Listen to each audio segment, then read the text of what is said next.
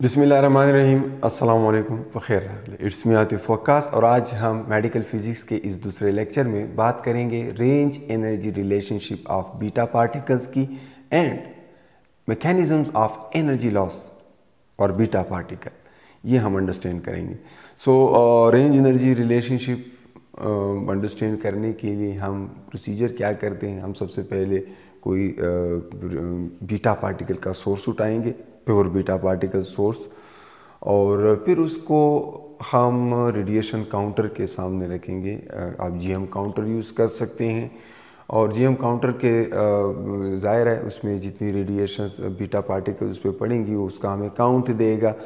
उसके सामने हम रेडिएशंस के सामने थिकनेस बढ़ाते जाते हैं, मुख्तलिफ शीट्स रखते जाते हैं। फॉर एग्जांपल एल्यूमिनियम शीट्स है तो आप एक एल्यूमिनियम शीट रखते हैं, फिर दूसरा, यानी सक्सेसिवली हम क्या करते हैं, थिकनेस ऑफ एब्जॉर्बर बढ़ाते जाते हैं। और उधर काउंटर पे हमें नज़र आता है कि काउंट्स रेट जो है वो कम होता जाता है। एक टाइम आ जाता है कि उन काउंट रेट्स में मज़ीद कमी नहीं आती और एक फ़िक्स वैल्यू पे वो काउंट रेट्स जो है फ़िक्स हो जाता है। ये वो पॉइंट है जिसको हम एंड पॉइंट कहते हैं। तो किसी भी एब्जॉर्प्शन कर्व का जो एंड पॉइंट होता है वो एक्चुअली उस पार्टिकुलर रेडिएशंस का उस पार्टिकुलर मीडियम के अंदर जो हमने एब्जॉर्बर रखा है उस एब्जॉर्बर के अंदर उसका रेंज है। फॉर एग्जांपल अगर आप इस कर्व को देखें, ये एल्यूमिनियम के एब्जॉर्बर्स यूज़ किए गए हैं और बिस्मथ को as a source of beta particles use किया गया है, तो हमें ये कर्व ऑब्टेन होता है। आप देख सकते हैं एक इनिशियली वो मैक्सिमम है काउंट रेट, वर्टिकल एक्सिस पे काउंट रेट है, हॉरिजॉन्टल एक्सिस पे एब्जॉर्बर की थिकनेस है। तो जो एब्जॉर्बर की थिकनेस हम बढ़ाते जाते हैं, आप देख रहे हैं कि वो काउंट्स पर मिनट कम होते जा रहे हैं और एक पॉइंट आ जाता है कि काउंट्स कांस्टेंट हो जाते हैं ऑलमोस्ट 10 के ऊपर। ये जो है मुकम्मल ज़ीरो इसलिए नहीं होते कि ज़ाहिर है बैकग्राउंड रेडिएशंस को आप इग्नोर नहीं कर सकते, तो वो जीएम काउंटर जो है वो बैकग्राउंड रेडिएशंस को भी काउंट कर रहा है बीटा पार्टिकल्स के साथ साथ। और ये प्योर बीटा सोर्स यूज़ करें तो ज़्यादा बेहतर होगा, क्योंकि ज़ाहिर है अगर आप कोई ऐसा सोर्स यूज़ करते हैं जो बीटा के अलावा और रेडिएशन भी इमिट करता है तो वो कर्व जो है वो रिलायबल नहीं होगा, पर्टिकुलरली रेंज कैलकुलेट करने के लिए। रेंज क्या है, अब आप ये कह सकते हैं the end point in the absorption curve, वो जो आपको नज़र आ रहा है जहाँ पर जिसके बाद वो कर्व स्ट्रेट हो जाता है, यानी काउंट्स पर मिनट फिक्स हो जाते हैं, there is no further decrease in the counts per minute. और यहाँ से एक हमें मुख्तलिफ एक्सपेरिमेंट करके मुख्तलिफ मीडिया के अंदर बीटा पार्टिकल का जो एब्जॉर्प्शन कर्व है वो ऑब्टेन करके हम इस नतीजे पे पहुंच सकते हैं। हम एक rough rule of thumb develop कर सकते हैं कि एब्जॉर्बर्स हाफ थिकनेस, ये एक्स हाफ जो है, this is absorbers half thickness. ये क्या है, ये वो थिकनेस है एब्जॉर्बर की जो half of the beta particles को एब्जॉर्ब करता है। यानी अगर एक्स हाफ थिकनेस हम उठाएं तो वो उस पर्टिकुलर एलिमेंट पे, उस पर्टिकुलर मटेरियल के ऊपर पड़ने वाले बीटा पार्टिकल्स में से हाफ को वो स्टॉप कर देता है, तो ये वो थिकनेस है। और this is 1/8 of the range of beta particles in that particular medium.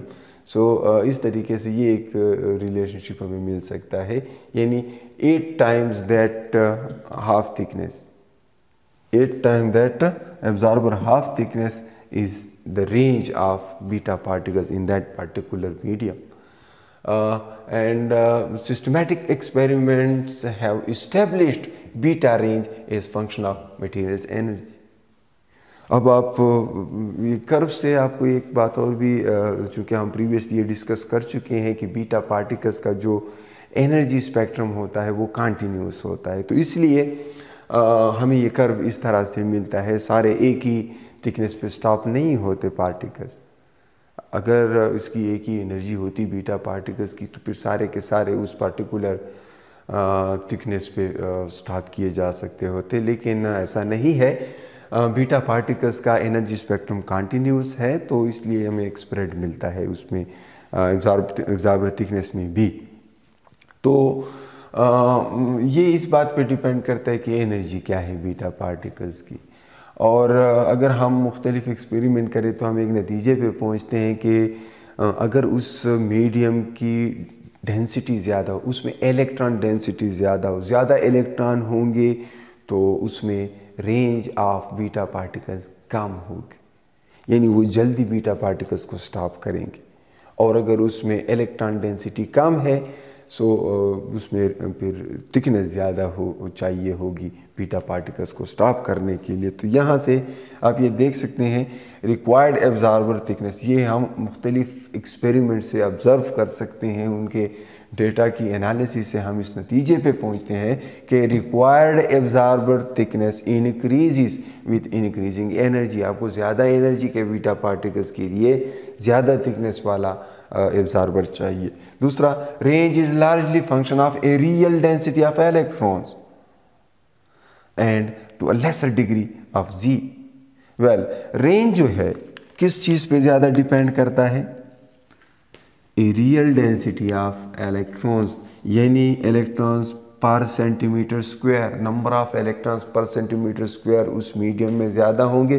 पर सेंटीमीटर स्क्वायर इस सेंस में कि जाहिर है अगर उसके अंदर से बीटा पार्टिकल्स पास हो रहे हैं तो क्रॉस सेक्शन में जितने ज़्यादा इलेक्ट्रॉन उसे आएंगे तो उतनी ज़्यादा उसके एब्जॉर्प्शन के चांसेस हैं, उसके रुकने के चांसेस है, उसके एनर्जी यूटिलाइज होने के चांसेस हैं।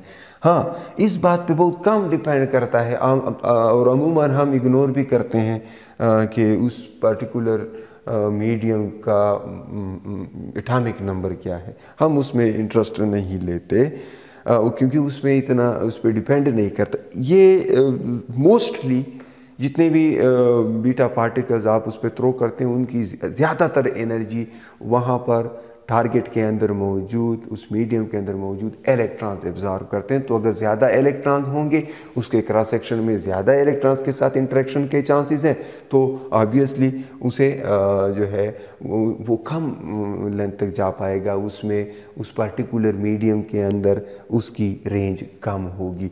तो एक चीज़ क्लियर है कि इन दोनों चीज़ों का प्रोडक्ट कांस्टेंट रहता है, यानी उस मीडियम की डेंसिटी और उस मीडियम के अंदर जो लीनियर एब्जॉर्प्शन है, फॉर एग्जांपल लीनियर थिकनेस है, यानी अगर डेंसिटी ज़्यादा है कम थिकनेस चाहिए होगी और अगर डेंसिटी कम है ज़्यादा थिकनेस चाहिए होगी। तो इन दोनों का जो प्रोडक्ट है that is known as density thickness और areal density of electrons and its unit is gram per CM square. ये पर मिलीमीटर स्क्वायर भी हो सकता है, ये डिपेंड करता है। बहरहाल it is mass per unit area. Clear? अब ये टर्म हम ये चीज़ ये पर्टिकुलर क्वांटिटी हम यूज़ करते हैं रेंज के केस में, यही वो रेंज हमें बताता है। क्योंकि ज़ाहिर है एक मीडियम की डेंसिटी अगर ज़्यादा है तो उसमें XL कम होगा, लीनियर जो थिकनेस उसके लिए जो बीटा पार्टिकल को स्टॉप करने के लिए जो थिकनेस चाहिए वो कम होगी अगर उसकी डेंसिटी ज़्यादा। अगर उसकी डेंसिटी कम है, उसकी डेंसिटी से मेरा मतलब है मास पर यूनिट वॉल्यूम, तो अगर उस मटीरियल, और वो पहले भी मैं आपको बताया है मैंने आपको कि हमारा मोस्टली इंटरेस्ट एरियल डेंसिटी में है, ठीक। सो density multiplied with that thickness is density thickness, इसलिए हम in terms of density thickness range को डिफ़ाइन करते हैं। और फिर अगर आप देखें मुख्तलिफ मीडिया के अंदर मुख्तलिफ रेंज होगा।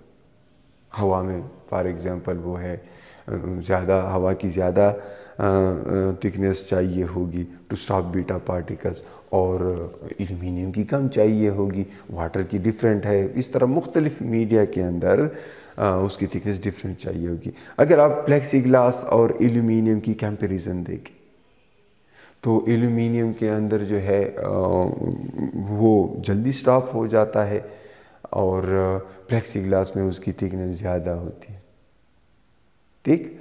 वजह ये है कि प्लेक्सीग्लास की डेंसिटी एल्यूमिनियम की डेंसिटी से कम है। इसीलिए हम डेंसिटी थिकनेस की टर्म में रेंज को डिफाइन करते हैं ताकि इस झंझट से जान छूट जाए। हमें ये भी साथ ना बताना पड़े कि एल्यूमिनियम में ये, वाटर में ये, फला में ये नहीं, बस उसे हमें रियल डेंसिटी बतानी हो या डेंसिटी थिकनेस बताना होगा।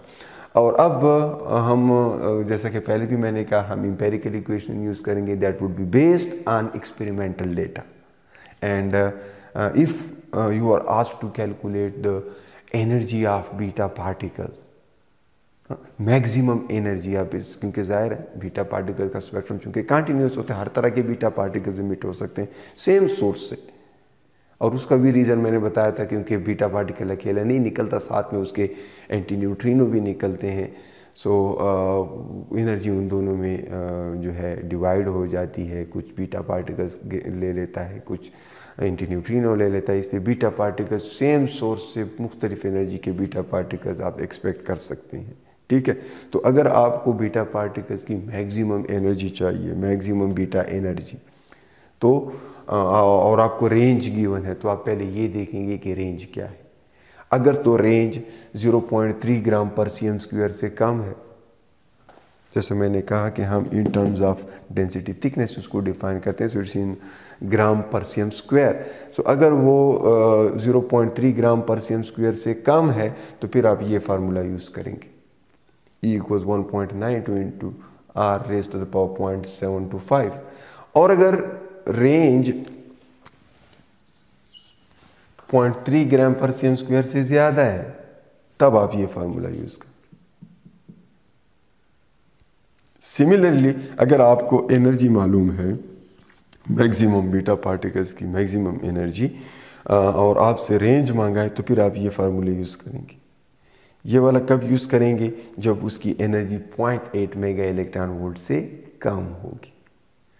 और ये कब यूज़ करेंगे? जब उसकी एनर्जी 0.8 मेगा इलेक्ट्रॉन वोल्ट से ज़्यादा होगी। तो इस तरीके से हम मुख्तलिफ़ प्रॉब्लम्स सॉल्व कर सकते हैं। और अगर मैं अब ये देखना चाहूँ कि भाई वो कौन से मैकेनिज़म्स हैं कि जिसके ज़रिए से बीटा पार्टिकल्स की एनर्जी यूज़ हो जाती है, यूटिलाइज हो जाती है, तो इसके लिए मुझे ये सारा कुछ मिटाना पड़ेगा। आई होप आप इसको अंडरस्टैंड कर चुके हैं। अब जल्दी से इसका एक स्क्रीनशॉट लें। And now I am going to erase it.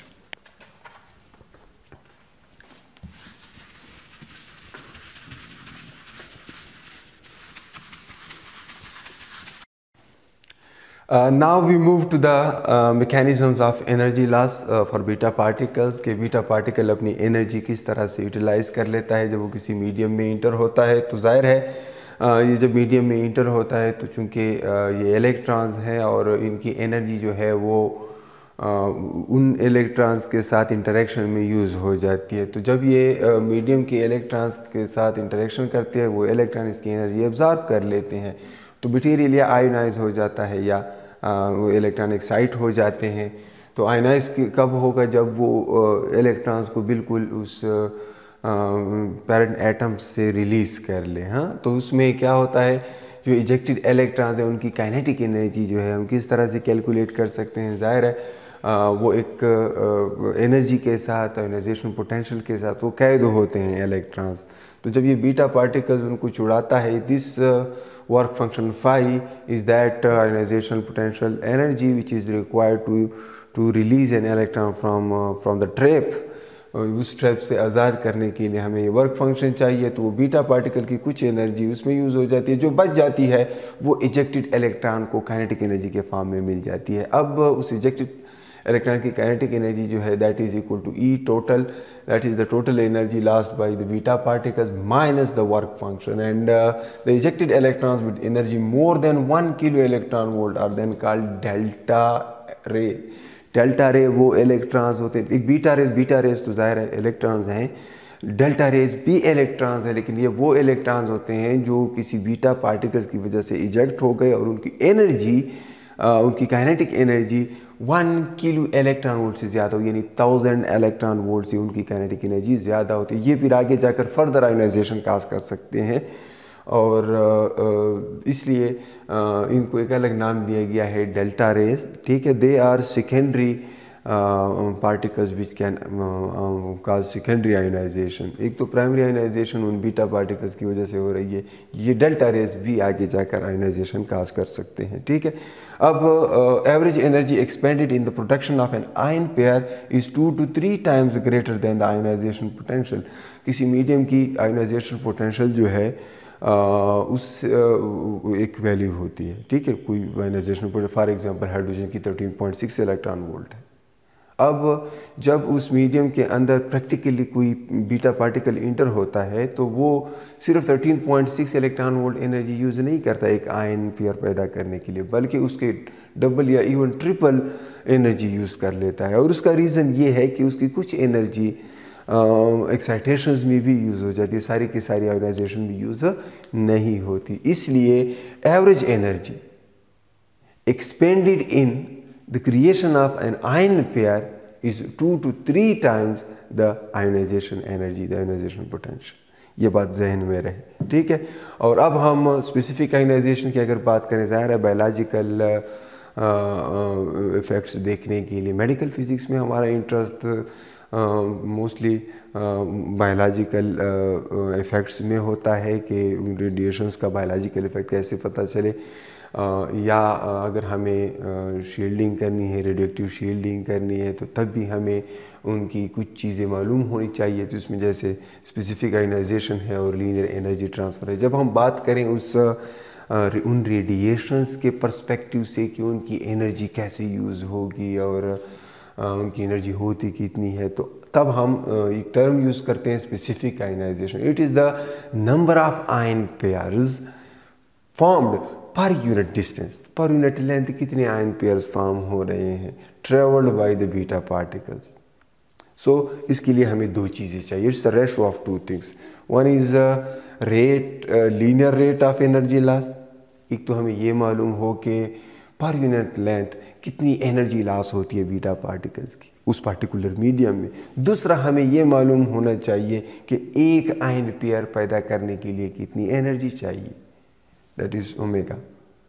So it is the energy used in creating an ion pair। एक आयन पेयर के लिए एनर्जी कितनी चाहिए और उसकी एनर्जी का रेट क्या है, एनर्जी लॉस के linear rate of energy loss. It is in electron volt पर सेंटीमीटर और मेगा इलेक्ट्रॉन वोल्ट पर centimetre, and this one two is in electron volt और मेगा इलेक्ट्रॉन वोल्ट पर आयन पेयर। सो इसका mathematical form थोड़ा सा एक आपको लंबा चौड़ा फार्मूला नज़र आ रहा है, और जैसे पहले भी मैंने आपको कहा था कि ये फार्मूले एम्पेरिकल फार्मूले हैं, एक्सपेरिमेंटल डेटा की बेस पर सजेस्ट किए गए हैं।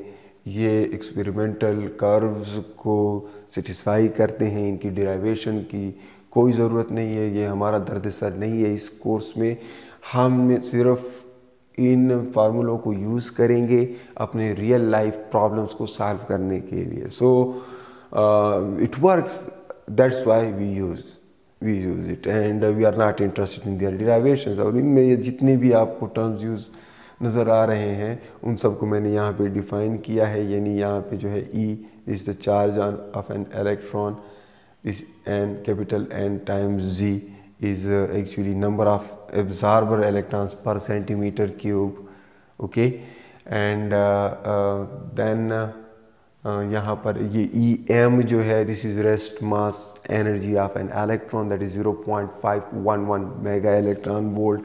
This beta is the ratio of speed of light in that particular medium and to the speed of light in free space v/c।